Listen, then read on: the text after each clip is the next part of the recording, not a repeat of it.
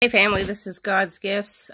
Today is May 11th, 2022, and they are voting on the Knesset today to dissolve it, and I pray that the Lord just is leading all this. This is to get rid of the Israel government, but here on Minute to Midnight, they put up a video I felt I need to share with you guys. God bless you and keep you, no fear. Our Lord is warning us of these things, and they're coming to pass. God bless you. The world's marching on towards global government and a digital ID and control, ultimately, of the population, those which they don't depopulate. And I want to just cover a few things in relation to all of this in this short video. First of all, I'll start off with an article at globalresearch.ca. The road to worldwide digital tyranny. The QR code verification app goes global. A QR verification code is now being developed to be applied worldwide simultaneously in 194 member states of the UN with a combined population of 7.9 billion people. The worldwide QR verification agenda is to be carried out under the auspices of the WHO as liaison with ID 2020 and the Gavi Alliance, both of which are funded by the Gates Foundation. Peter Koenig describes the QR code as an all-electronic ID linking everything to everything of each individual, records of health, banking, personal and private, etc. The QR verification app potentially sets the stage for the instatement of a global police state controlled by the financial establishment. And down further in the article, consultations are also ongoing with the World Economic Forum and central banks with a view to implementing a so-called central bank digital currency network. According to David Skripak, a worldwide digital ID system is in the making. The aim of the World Economic Forum and all of the central banks is to implement a global system in which everyone's personal data will be incorporated into the central bank digital currency network. And a bit further down the article, the WHO has signed a major contract with Deutsche Telekom T-Systems to develop a QR verification app and software which is to be applied worldwide. So far, we have scanty details regarding the project, which indelibly derogates on the rights of sovereign countries. Listen, folks, things are marching on so rapidly, and all this ties in with the UN and World Economic Forum's Agenda 2030 goals. This afternoon, the Secretary General and Klaus Schwab, the founder of the World Economic Forum, will witness the signing of a memorandum of understanding on a strategic partnership between the UN and the World Economic Forum, which outlines areas of cooperation to deepen engagement between the two institutions and to jointly accelerate the implementation of the 2030 agenda. This afternoon, the Secretary General... week, some postings on Twitter and also some other websites as if that was new, that video, but that actually dates back to New York, June 13th, 2019. The World Economic Forum and the United Nations signed a strategic partnership framework outlining areas of cooperation to deepen institutional engagement and jointly accelerate the implementation of the 2030 Agenda for Sustainable Development. The framework was drafted based on a mapping of existing collaboration between the two institutions and will enable a more strategic and coordinated approach toward delivering impact.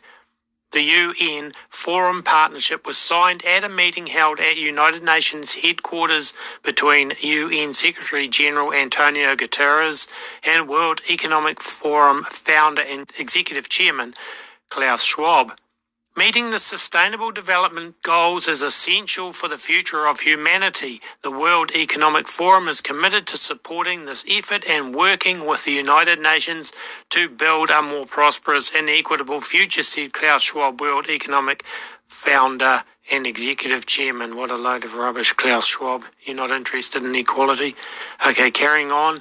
The new strategic partnership framework between the United Nations and the World Economic Forum has great potential to advance our efforts on key global challenges and opportunities from climate change, health and education to gender equality, digital cooperation and financing for sustainable development.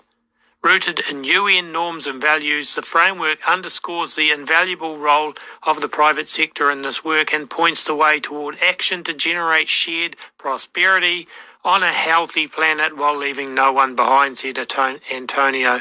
And of course, that is June 2019, only a few months before they jointly did an Event 201 where they practiced for a coronavirus pandemic, which then, of course, came out just a little bit later.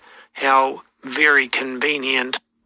And only a few months after that, they were jointly involved in the launching of the Great Reset. Now, if you realise that everything that's going on in the world, especially in major events, is all designed to steer us towards the Great Reset, Fourth Industrial Revolution, New World Order, whatever you want to call it, the global government that these elites want. And what about war? What about the Ukraine war and economic wars? Well, let's flip across to an article at altmarket.us written by Brandon Smith called Economic World War, Who Benefits and How Much Time is Left? Brandon Smith says, there is nothing you cannot eventually understand in terms of geopolitics as long as you accept the fact that international conflicts are generally engineered and are always designed to benefit a particular group of establishment, power brokers and financial elites. If you're one of those people who assume all of these events are merely random and unfortunate coincidences, then you'll remain in the dark for the rest of your life, and you will never grasp why terrible things are happening to you as the world falls apart. You'll go to an early grave because you're unprepared while still thinking you were the smartest person in the room.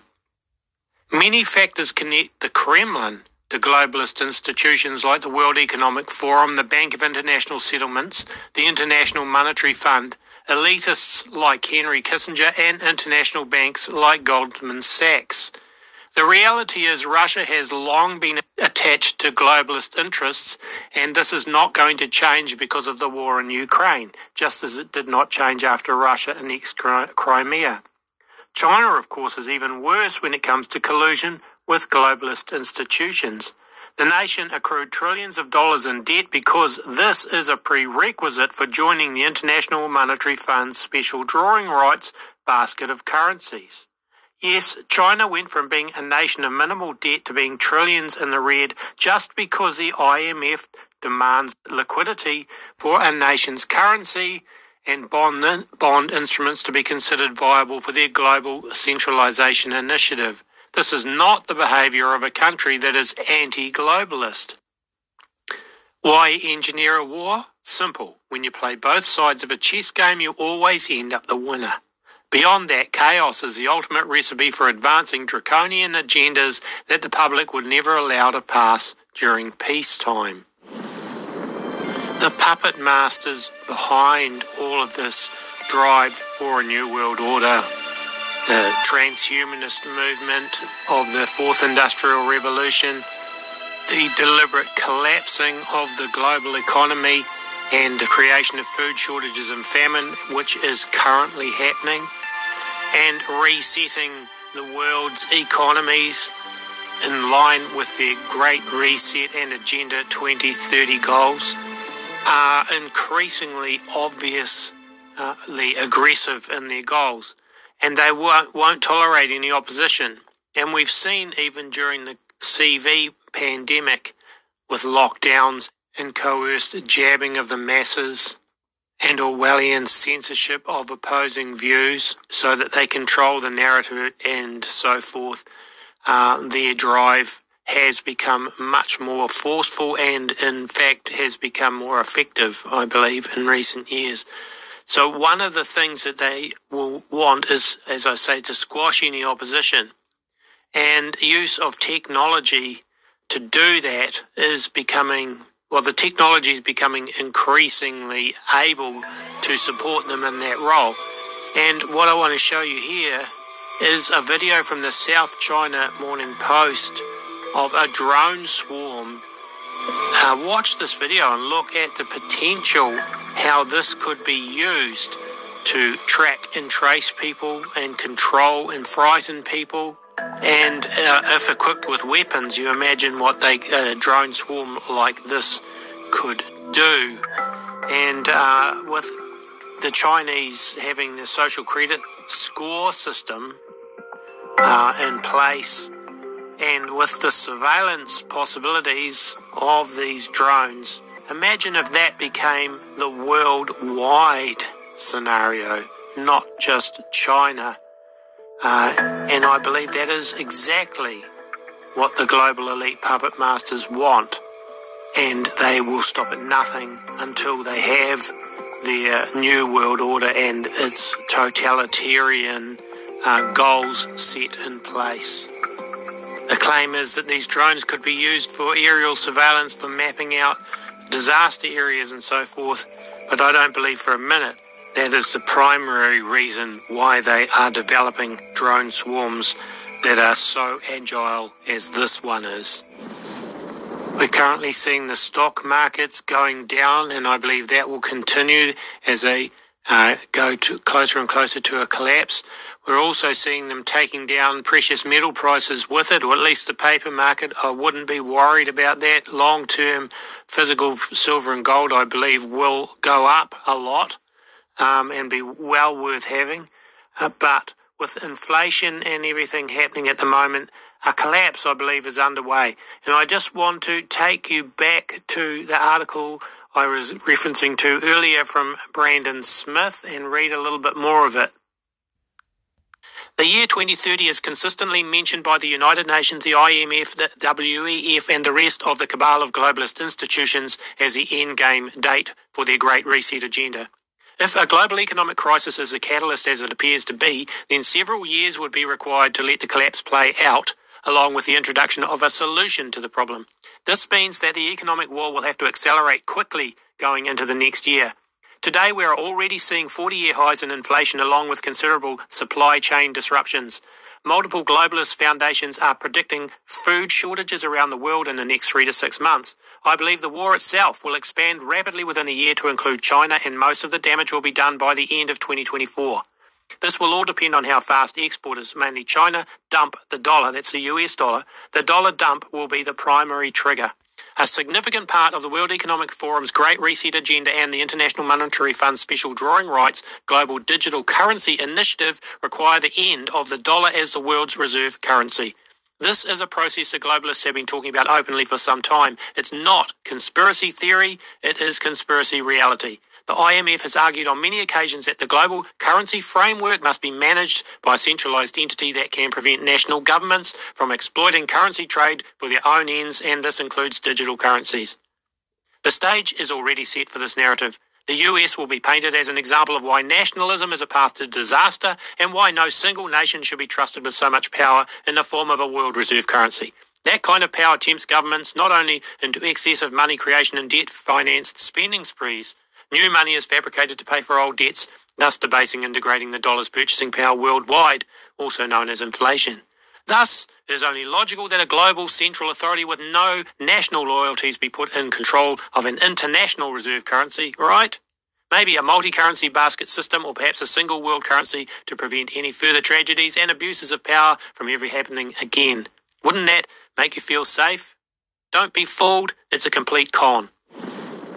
The COVID pandemic, the energy and food crisis, supply chain crisis that we are currently experiencing, all are tools being used to push Agenda 2030 and the Great Reset. All of the crises have been engineered deliberately to forward the goals of Agenda 2030 and the Great Reset. But we need to do much more and much faster, especially to avert climate catastrophe. We must limit global temperature rise to 1.5 degrees, and we are far off track. To keep 1.5 alive, governments must have cut emissions by 45% by 2030 and achieve carbon neutrality by 2050.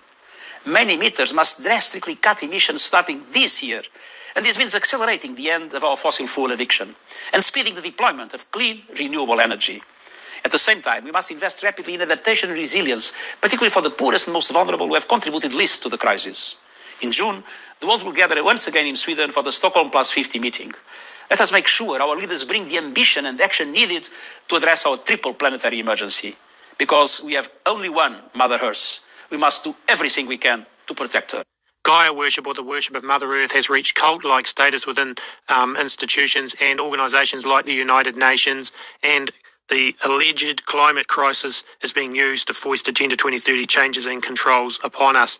No mention, of course, of God, Father God. And as Christians, it's really important that we do now have our eyes focused where they should be, and that is on God, and that is on salvation through Jesus Christ. There is no other answer. And going forward, we're going to need to very much have our eyes focused on the truths of the gospel and reading what Jesus said about these end days times. Get familiar with what the Bible actually teaches is going to happen in the end times, and see how all these global events are playing out exactly how the Bible predicted that they would. The foretelling through prophetic words, through the utterances of Jesus and some of the prophets are coming to pass exactly as stated in the Bible. And if you read the book of Revelation and the book of Daniel, you will see where things are going to unfold. And of course, ultimately, the mark of the beast will be introduced and foisted upon people, and that is not far away at all. I wanted to add this as part of their agenda. They always tell us what they're about to do. You can't say it, but you know it's true. Good evening, everybody. It is an honor to be here at my last, and perhaps the last, White House Correspondents' Day.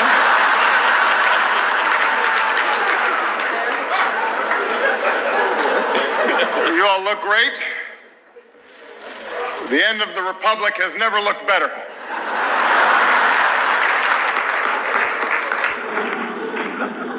Well, let me conclude tonight on a more serious note.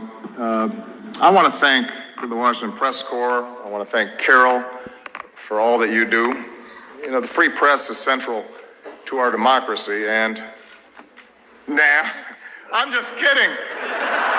You know I'm going to talk about Trump.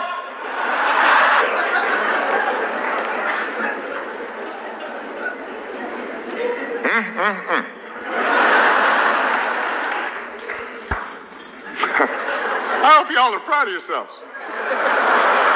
The guy wanted to give his hotel business a boost, and now we're praying that Cleveland makes it through July.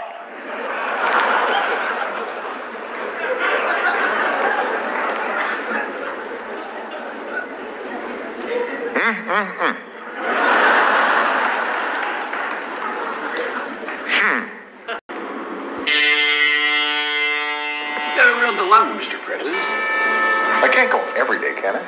I wish you liked better, these or these. Joe, they're the same. They capture different moods. They're the same, guys. They're the same. I can't go every day, can I? I wish you liked better, these or these. Joe, they're the same. They capture different moods. And this actually captures his true identity. It's real. Is that? It's real. But is it? Oh, Michelle left her phone. Let's see here. Huh. She's got Snapchat. Obamacare is great, and it's really working. Sign up now. Breaking news. Michelle Obama in hot water after posting this video earlier today. Obamacare is great, and it's really working. Sign up now. Have you ever seen a president do things like this? Ever? Is great, and it's really working. And with that, I just have two more words to say. Obama out.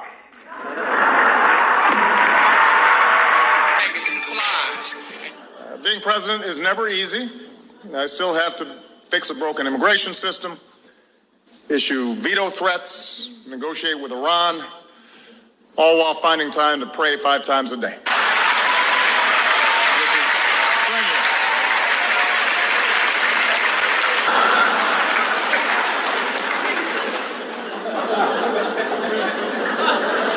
It gets worse. Just this week, Michelle Bachmann actually predicted that I would bring about the biblical end of days. Now that's a legacy.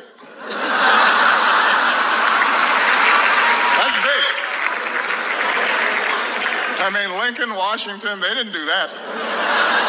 Reminds me of when I identified myself as American back in 1961. Apparently, some folks really want to see a pot-smoking socialist in the White House.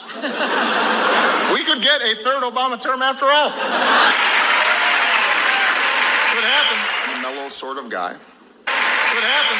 Mellow sort of guy. And that's why I invited Luther, my anger translator, to join me here tonight.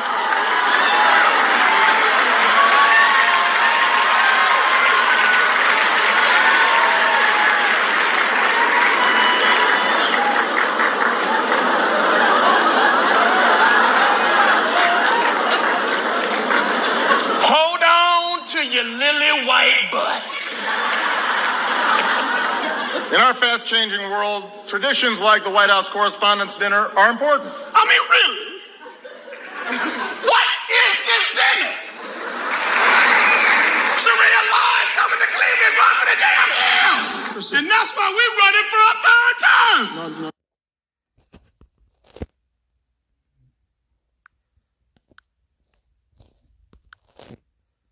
What is this dinner? Sharia law is coming to Cleveland, run for the damn hills.